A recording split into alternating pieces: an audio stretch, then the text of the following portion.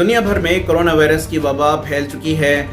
इस वबा से बचने और इसकी रोकथाम के सिलसिले में रियासतों की मुख्तलिफ हुकूमतें निहायत ही संजीदगी से इक़दाम उठा रही हैं। कई तदाबीर और नसीहतें और गाइडेंस दी जा रही हैं और इस सिलसिले में बरोज़ इतवार मरकज़ी हुकूमत की जानिब से भी ये अपील की गई है कि दिन भर लोग अपने घरों में रहें और जनता कर्फ्यू का एहतमाम करें। वज़ीर आज़म की इस नसीहत के मुताल्लिक़ हम बेंगलुरु की चंद अहम शख्सियात से बात कर रहे हैं कि वो जनता कर्फ्यू के मुताल्लिक़ क्या राय रखते हैं। तो नरेंद्र मोदी जी ने जो है सबको मिल के जो है इस कोरोना के खिलाफ लड़ना है, लेकिन थाली मारने वाली बात समझ में नहीं आई क्यों बोल के।